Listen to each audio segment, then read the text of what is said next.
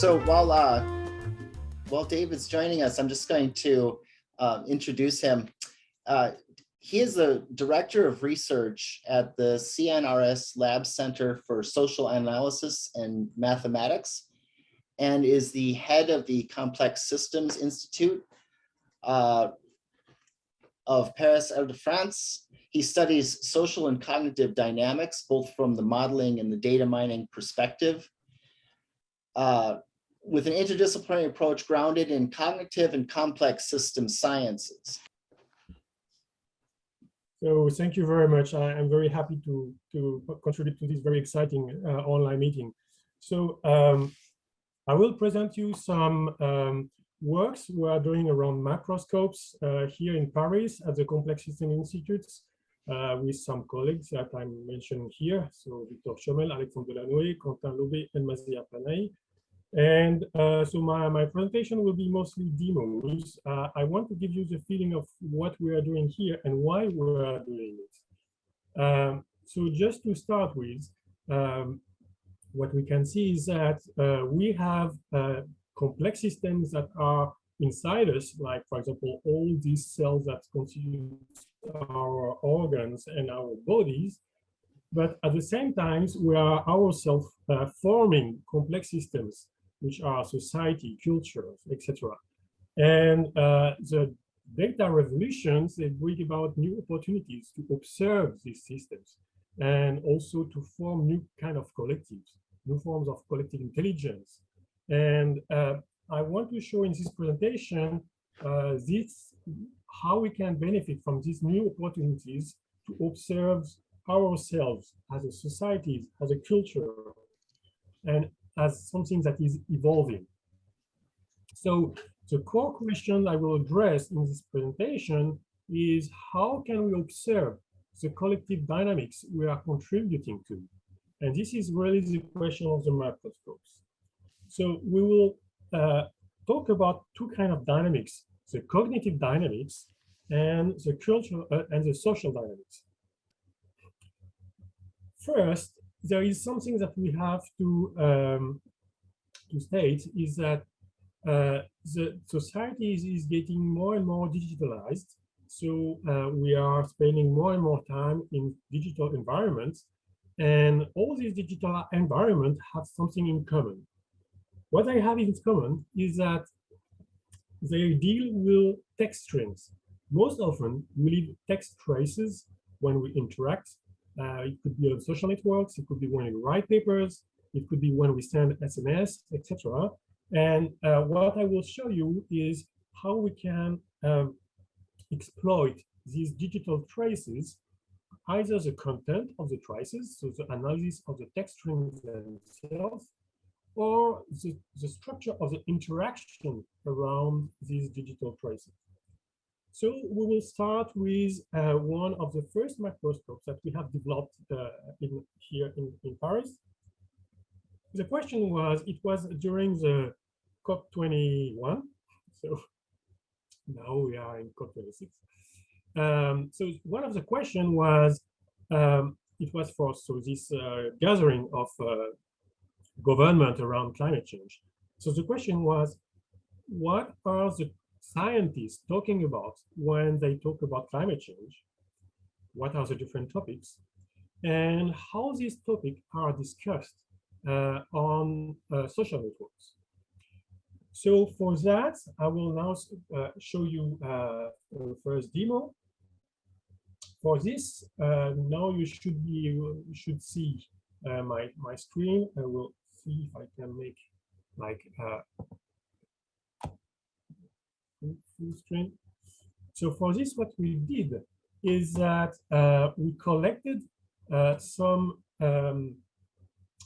document, academic publication about climate change. So here, for example, I have clicked on biodiversity, and you see some of these publications that talk about biodiversity. If I click on one of them, you will see what was raw data. So this was typically the raw data.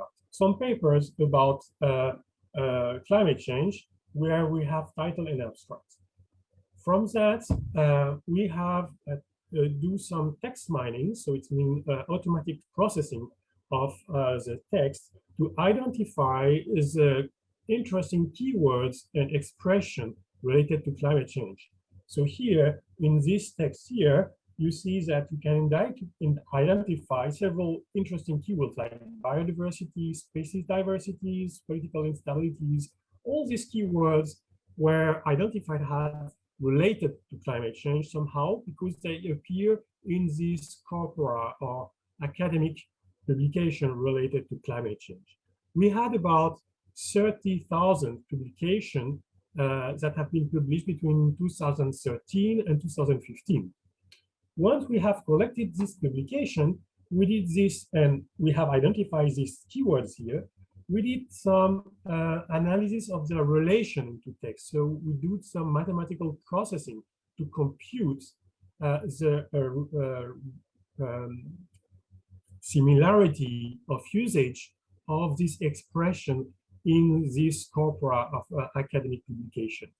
When you do that, then you are able to generate a graph like that, where the nodes are your terms, and the link between nodes, for example, here, are the most associated keywords or expression to the terms you have selected. So for example, here I have selected biodiversities, and I think that it is really related to ecosystems, environmental change, ecosystem service, etc.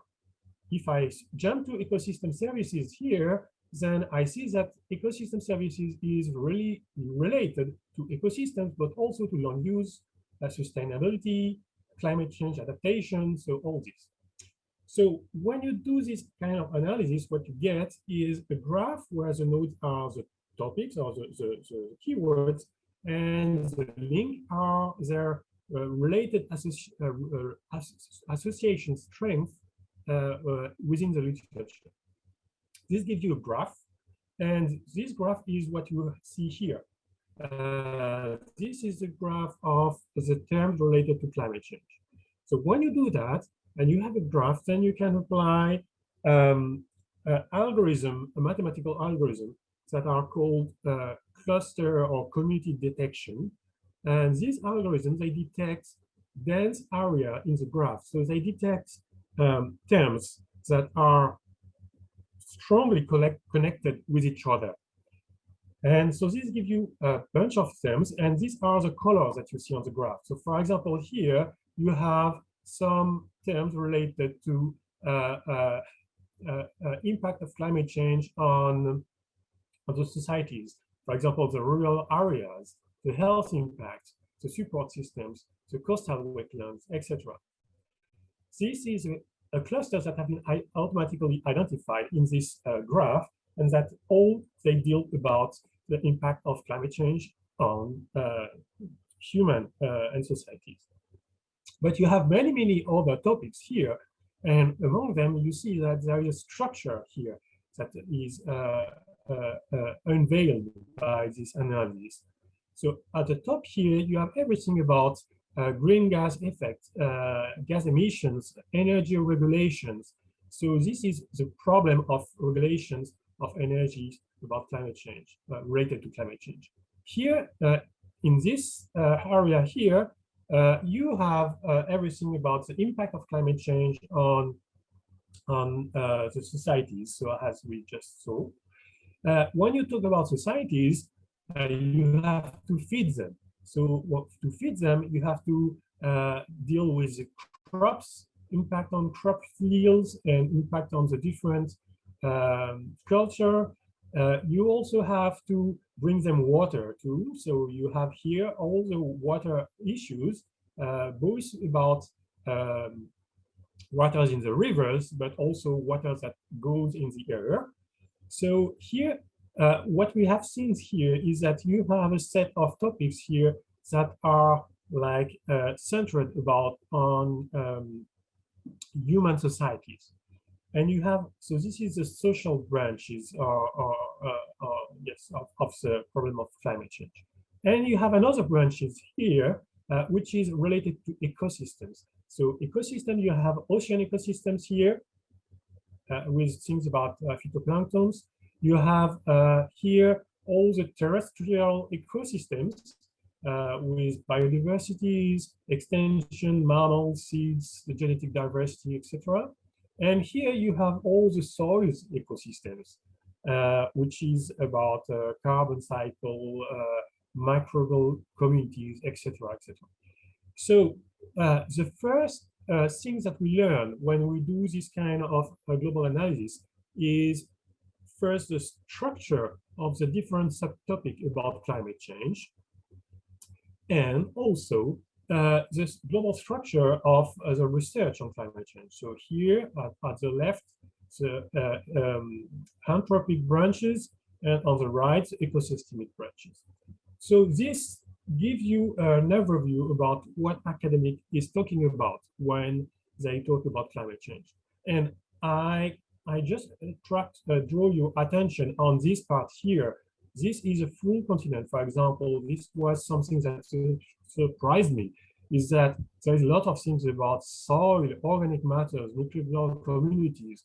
This is a full continent in this map.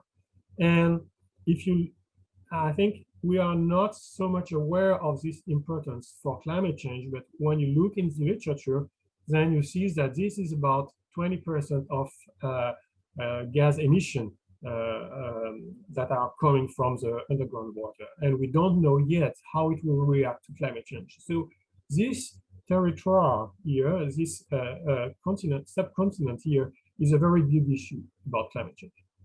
So this answers the first part of the question, which was what were academics talking about when they are talking about climate change. But this is not all. In parallel, we ask a question about what is the web and the social network talking about when they are talking about climate change. So in parallel, what we did is that we are looking at all these keywords here and how they are talked about on Twitter. So on the left here, you have week per week the number of tweets that we have collected about climate change. And you see we are collecting between 500,000 and 1.5 million tweets per week about climate change. So when you look at, for example, farming here, this macroscope shows you both on the right the academic publication about farming, but also on the left the tweets that are dealing about the impact of farming and how we talk about farming when we talk about farming in the context of climate change. So we have now these two corpora. On one side, we have the science. On the other side, we have the Twitter. One question we can ask is, how is the attention on Twitter different from the attention from the academic? In other words, we can ask ourselves if the importance given to some topics, for example, ecosystems or soil microbial or farming in the academia, if this importance of these topics is the same on the side of the social networks. So for that, I can change the color of this map. So instead of coloring the map according to the topics, I will color the map according to the differential of attention between the web and the academia. So I will put in blue the areas where you have overactivity on Twitter compared to the activity on the academia, and I will put in yellow or orange, whereas academia is more active. So take one moment, just 5 seconds, to think in this map, what do you think will be the most prominent areas for the web and the social networks, where the attention of the social network will concentrate? Okay, you have made your bet. So now I will change the colors, and here you see in blue the area that are heavily discussed online by laymen, I would say. It's both on Twitter, but also we have taken all the pages that are mentioned on Twitter, for example, newspapers, and we are added this to this corpora. So what you see here is that people on the web are very aware of the issue about climate change that impacts societies, for example, food insecurity, well-being, trust, policy making. We are also well aware about renewable energy, the energy production, fossil fuel. But when we go to the other side, then we are much less aware of things. So here you see, in green, it is when it is balanced. You have as much attention from the websites than from the academia. So all what is yellow until purple are almost ignored by the web.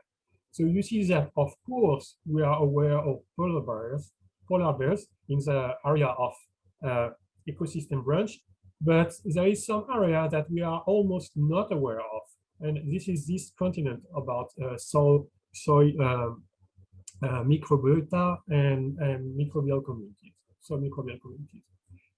So one of the lessons that we can take from this map is that there is some missing, there is some blind spot in the general public about what is important for climate change and what is its impact.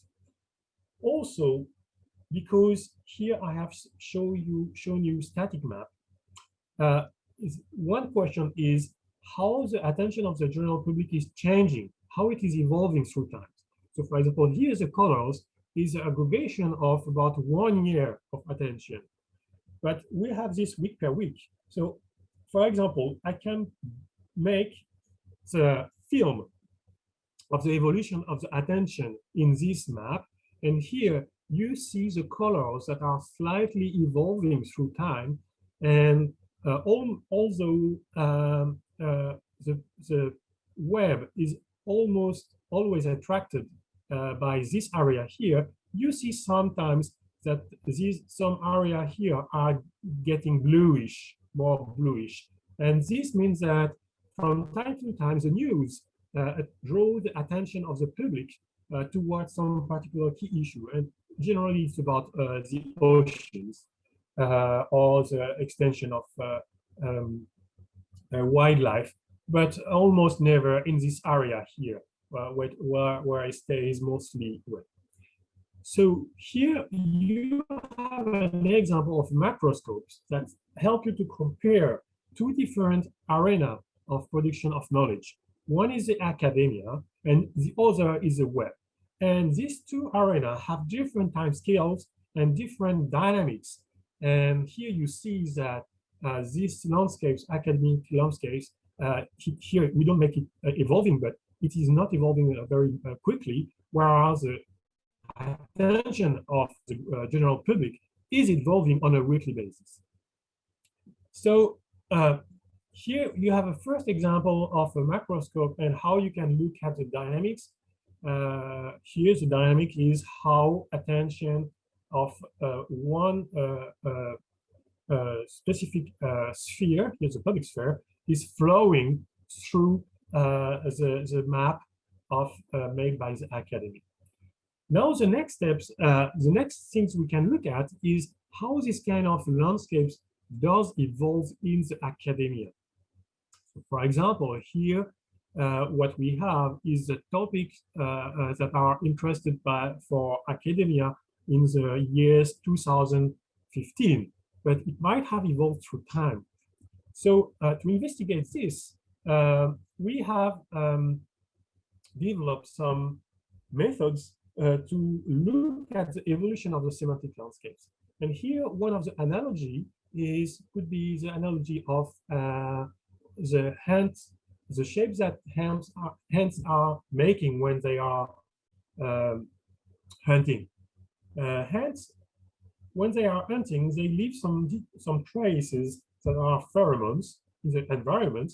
And because other ants are following these trails, this generates some very specific shapes in the environment. So here, for example, you have for 3 different ant species, the shapes of their hunting trails that are very different from one species to the other. And this is made through the coordination of pheromones that are they left in the environment. If you think about academia, we are doing almost the same things. We are leaving trails in the environments, which are publications. And now the question is how we can show how these trails are evolving. So I will show you one example of such things here.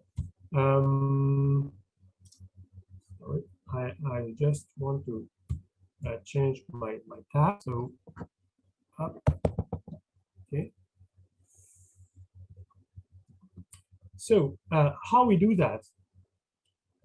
Let's come back. Now I will show you how we can look at the evolution of this kind of structure, but I will apply to another structure. I don't have this dynamical structure for environment, so I will show you this on other topic which is of importance, which is glyphosate. Glyphosate is molecules that is used for pesticides and to kill some weeds. But there is some concerns about its impacts on human health, and on the environment. So what we did is that we have analyzed 40 years of publication on glyphosate, and we have conducted almost the same analysis as we did in this example here, so on the climate change. So you can imagine that we get maps where we have subtopics related to glyphosate. But instead of looking this as a static things, then we will look at the dynamics. So I will have a look at some particular period here. So if I zoom in here, here I am in 1997. And I have few keywords here that are related to glyphosate. So glyphosate, herbicides, experience, grow, interference. These few keywords are the analogous things to the color here in my map. They have been grouped together algorithmically, looking at how they were interacting in the glyphosate literature during this period, 1997. So when you do that, you get different topics about glyphosate here that are represented as bubbles. For example, if I go here, you have another topic about the question of the impact of on soil and sprays. Sprays is a techniques to spray glyphosate on culture. And so we did this analysis every year for 40 years to identify all these bubbles that are topics. So when you do that, after you can say, okay, from one year to another, how these topics are evolving. So we have developed some metrics that allow to say, for example, these topics here, that is glyphosate, herbicide, weeds management, imazapyr, which were detected in 1996, it has unfolded 2 years later into this new domain of research that also includes triclopyr, which is another herbicide. So when you do that at the scales of 40 years on all the glyphosate literature, what you get is this kind of landscapes. So this is the landscapes of evolution of glyphosate literature. What do you learn from this? So first, I have to share with you one of the observations that I have made by working on glyphosate. As a scientist, I am used when I am looking to scientific fields. I look at some literature review, and we are all used to have like consistent literature review. Generally, when you take some literature review of the same years, they are more or less the same. If you want to have something different, then you take a more recent one or a more ancient one, and that gives you the evolution of the fields. But for a given year or given period of time, literature reviews will be more or less the same, emphasizing the big issue of the field. If you do the same thing with glyphosate, you have something very different. You have actually a polarization of the science on glyphosate. On one side, you have the science which is produced by the lobbies of agricultures and pesticides, and that emphasize the good aspects of glyphosate, the fact that you can use less pesticides and that it is very good for yields and crops. And on the other side, you have an academic literature which is more emphasizing on the risk of glyphosate and which is debunking this industrial literature. So it is very difficult to have a synthesis of what is the work on glyphosate. But when you apply this kind of analysis, which is mapping science about over the 40 years of glyphosate publication, without cherry picking the publications that goes in your sense or in your belief about glyphosate. So if you take everything, and here we have about, if I remember well, more than 20,000 publications, almost 30 publications on glyphosate. 30,000 publications. Actually, no, sorry, it's here. We have 16,000 publications on glyphosate. So when you analyze all this literature, you see that there is an evolving science about glyphosate. It's true, and you have three phases here. It's true that at the beginning here, when you look at in the 90s, there was something about, for example, if you select these branches here and you look at what are the topics that are discussed in these branches here, you see that this is all the question about the efficacities of glyphosate and how it works and how it is good to kill weeds, etc. And this has been unfolded during the 10 first years of glyphosate. But after some times, there are some problems that are appearing, that it is all these cluster here. And here, you begin to have the question about the toxicities of glyphosate, but also the resistance. If I look at resistance here, resistance, you will see that this is all the topics and all the year where we are beginning to talk about glyphosate resistance. So what you see is that at the beginning of the year 20,000, then there is more and more branches of research that are concerned about the resistance to glyphosate of weeds. So this becomes a problem because you cannot process your crops with glyphosate if you have some resistance. And after a while, in the year 2010, then you have another set of branches that are started. In particular, this big branch here, which is everything about the toxicities of glyphosate for the mammals and vertebrates, and also the question about cancers, etc. So if I look at different sub-branches here that appear more lately, so here you have like acute toxicities in animal, the impact on liver here. You have all these kind of stuff that are becoming to make a problem. So when you look at the evolution of a domain of science, what you can, with this kind of techniques, what you see is that you have different periods of unfolding of these domains.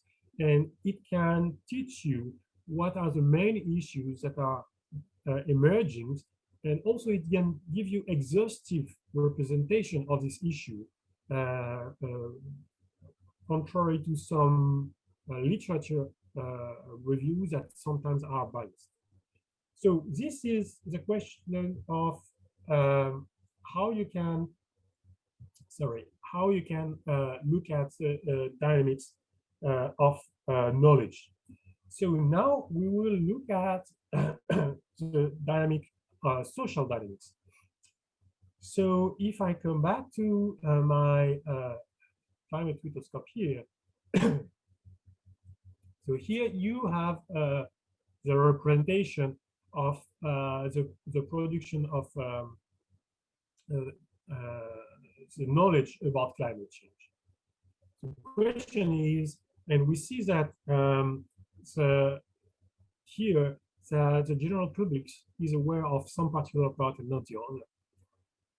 The next question is, can we observe the collective? So here, because here we are observing the knowledge landscapes, now we want to observe the people. So for that,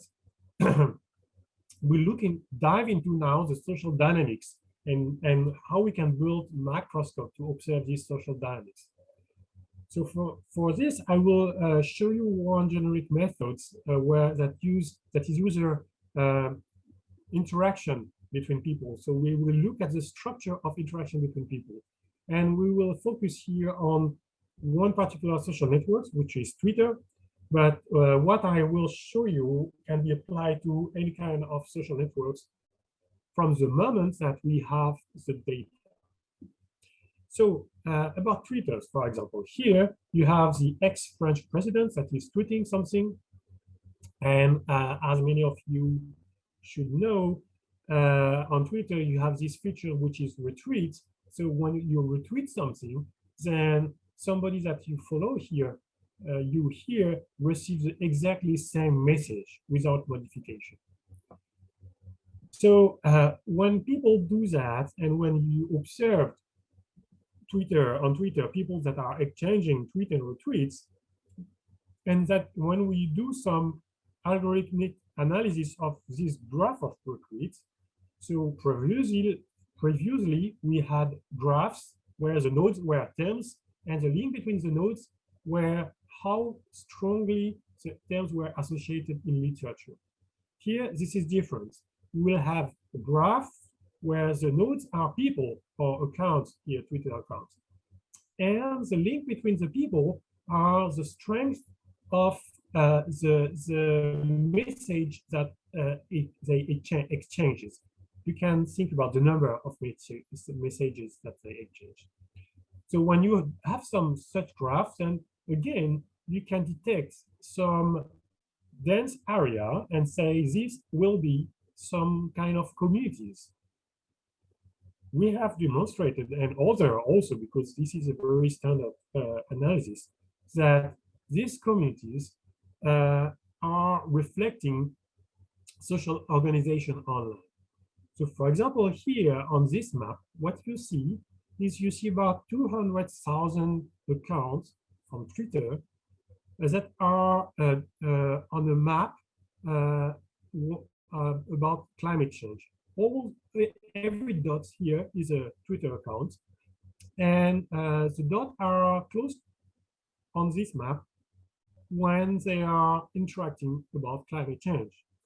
What you see here immediately is that you have two big areas here on the left and on the right. If you look at the name of the main accounts in these two big clusters, then you can guess who is who. On the right, you have the people that are fighting for improving the condition regarding to climate change. So they are on the sides of the consensus about the climate change and the needs for its mitigation. This is on the left. On the right here, you see Charlie 11, which is someone close to Donald Trump. You see somebody here called EcoSense Now. All these people are climato-skeptics, and they are diffusing informations or misinformations about climate change. So when you map all these people, you clearly see what are the strengths in presence and what are the different subcommunities. On the left here, you have one community, which is a political communities around the Trump, which is broadcasting information about the climate change, saying that is hoax, for example. And here above you have climato-skeptics, which are more on the industrial side, And for example, they say things like CO2 is good for life, CO2 is good for trees, so we should not try to mitigate climate change. So this is one of the global landscapes. Now we have applied the same things to politics in France, and I will end with this part of the presentation to show you how, with this kind of microscopes, it can help you to understand how the political landscapes of a country is evolving.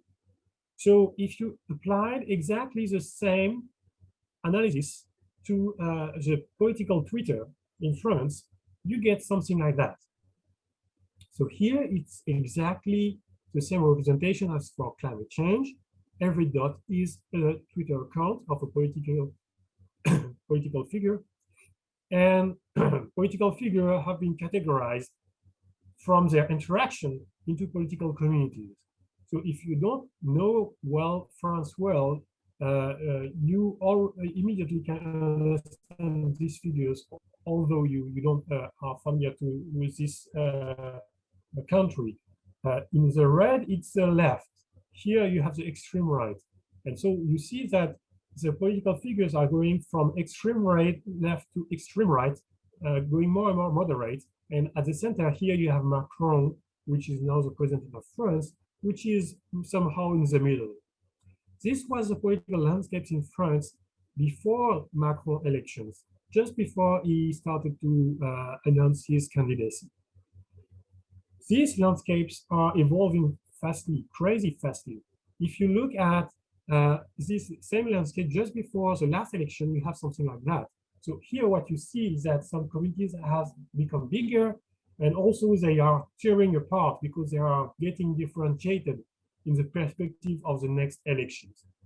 And then between the two rounds, because we have two rounds in France, we have Macron what was winning with Marine Le Pen, which is extreme right, and then the political landscapes again change with you have some defensor of Macron here, some defensor of Le Pen here, and some Mélenchon, which was extreme left, which was like not taking part to the debates. And after we have converged to this kind of political landscapes in France, where the main force here is Macron, which is the current government, and opposed to it, you have these two angles, which are extreme right and extreme left. And here, this small brown trail here, these are the alt-right, American alt-right, the Trumpers, the Brexiters, that are trying to comment or even to interfere with the French politics and to support Marine Le Pen, which is why they are in this area. So with this kind of presentation, you can see the evolutions of political landscapes here. Now, there is another way to look at these evolutions. As you have seen, these landscapes are changing very fast, so we can propose another representation of these political landscapes, and we will adopt this kind of representation. We'll have a graph like that, where each bar, vertical bar here, is the political communities of some leaders. So for example, this is the political communities of Le Pen, and this is the political communities of Dupont-Aignan. Both are extreme right. Actually, we compute the political communities every day. So we know every day is how the landscape has slightly changed. Here we show how from one week to the other, the people are moving from one community to the other. So for example, all these people here are staying in the Le Pen communities. But from this April 24 to here, which is May 8, some of them have moved from the Le Pen community to some other community here, and others are getting straight to Le Pen and staying to Le Pen. So this representation shows the flow of accounts in the different communities and how the structure is changing. So now I will show you how we can look at this flow over more than 5 years of time. I will show you this here.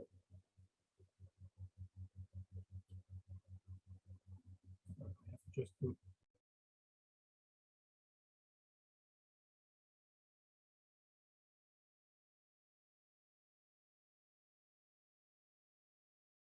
it's okay. So I comment again this. So here you see the evolution of political communities in France over 5 years, but here we have a zoom on the last presidential elections. So in pink here, you see the evolution of the communities of Macron, which is currently the French president. In dark blue here, you see the evolution of the extreme right Marine Le Pen. And in brown here, you see this is the foreign community, so alt-right and Brexiters and Trumpers that try to comment or interfere in the French election just during the 2 rounds here. And we have this for 5 years. So just try to memorize the kind of political party you have here. You have 2 blue, 2 and 2 and 2 red, 1 light, 1 brown. Now we'll go in time, 5 years in time. So this is the evolution of the landscapes.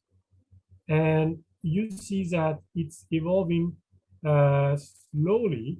At some point, you see some evolution of new community here. For example, this community in orange here, it's a community of people that were anti-vaccine, so it's against COVID-19 vaccines. There is form a strong political communities now in France. And this is going on in times. And now the political landscape is completely different. So I will move to the more recent landscapes here. And this is the current landscapes where you have this big community here, which are the anti-vaccines that have appeared during these last several months, which is very, very strong now in France. You have this community of Front National here, which was Marine Le Pen, which happened to split in 2 quite recently. Here we are in September, and the semi-flow here is the original Marine Le Pen, quite surprisingly, while the big flow here is Zemmour. I think you have heard about this Zemmour, which is the extreme right guy that is trying to get to the elections, and you have the other parties. So with this kind of representation, then you can look at evolution of political landscapes through several years and identify where things are going. You can also, after look in the content of these political landscapes and see what kind of content have been broadcasted. So I will leave this for question if you want, because I see that now the hour is almost over. I will finish here. But just to summarize, we have what we have seen so far is that with the digitalization of the social and cognitive traces, then we are able to analyze at large scales the evolutions of cognitive and social environments over several years. For cognitive environments, we can see how research progress, how academic fields evolve, what are the new trends and the new discoveries that are coming. For the social analysis, then we can look at how a field like climate change is structured. Here it is clearly bipolar, with the skeptics on one side and pro and consensus people from the consensus climate on the other side. We can also monitor the evolution of a political landscape like in France, where we have seen since the last 5 years the rise of the extreme right and the diversification of the extreme right, and also the impact of the COVID-19 pandemics that help new communities that are against governments, but also against vaccinations and against sanitary pass that are emerged and becoming very strong. So all these macroscopes, now we are developing them in an interactive way so that everybody can use them, because we are very preoccupied or worried that we should be able to observe the collectives that we are taking part, to better understand where these collectives are going. We are almost lost in this deluge of informations. And I think now it's time to take some global view of all this, in order to have a more healthy navigations in this modern time. So thank you for your attention. I also thank you, my collaborators. And if you have a few questions, then you're welcome.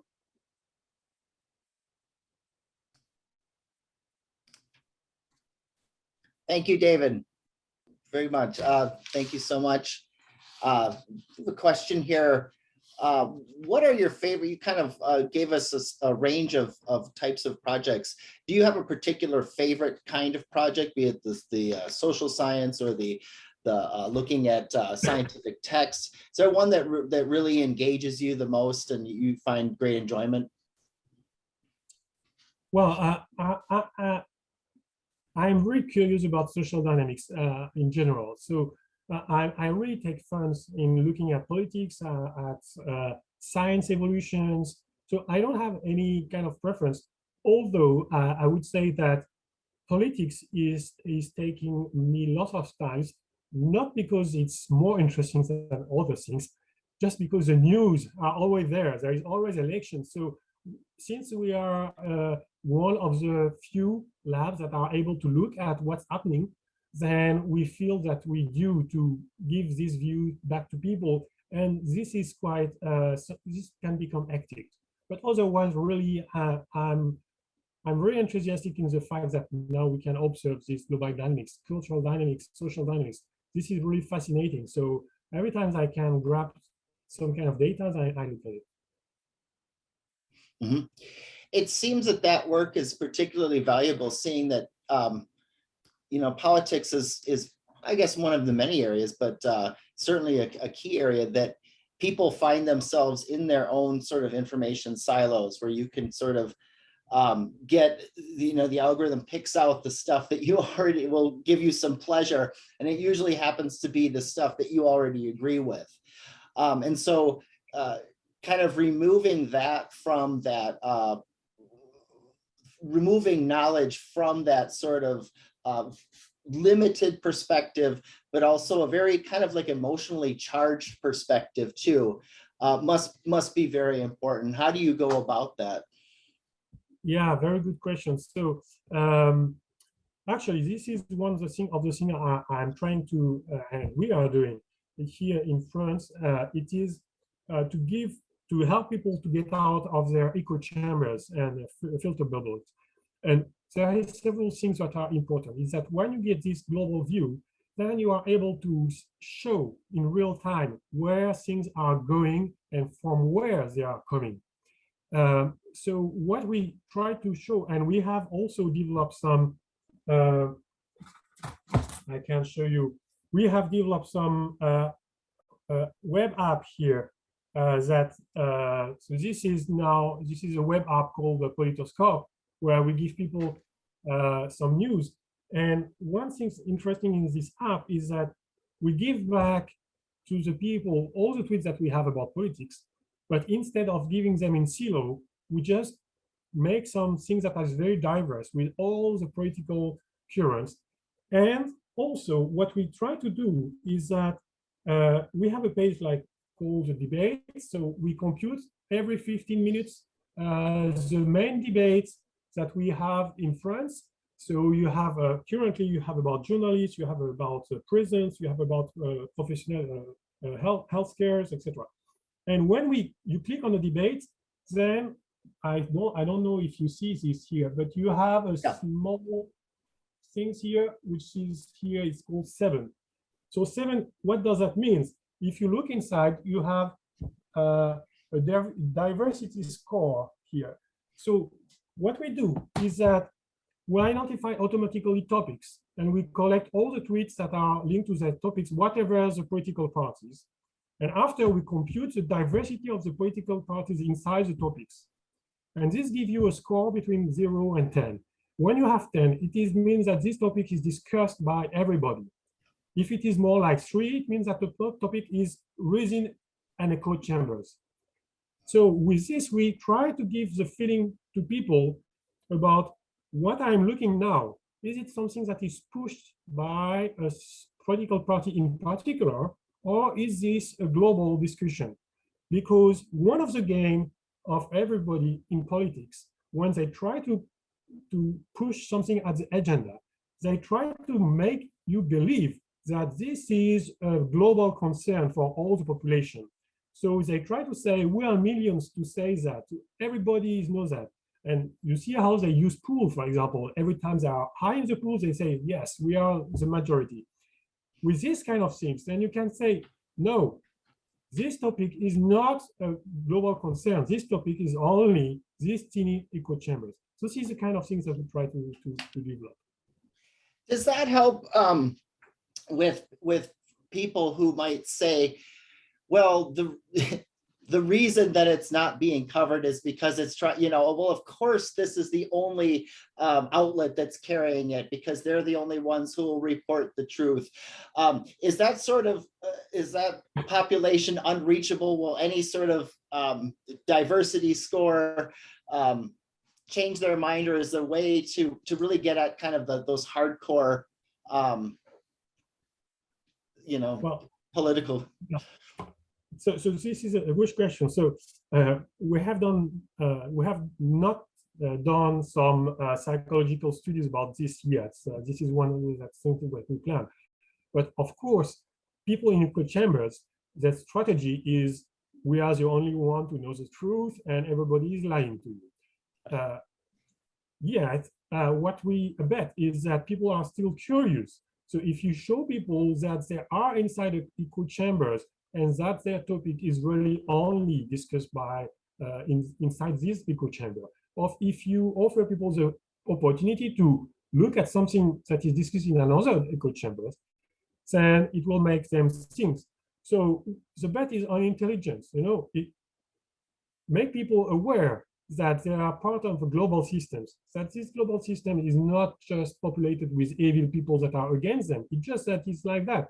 You don't have, because usually people in teeny echo chambers like conspirationists, what they try to make you believe is that there is only two sides, the good and the bad.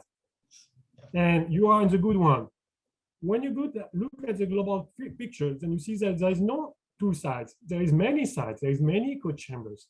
And you are just in one of them. So why don't you look at some things that are discussed in other echo chambers? Why don't you look at topics that are discussed across echo chambers? So it's this kind of reality that we try to make people think and realize.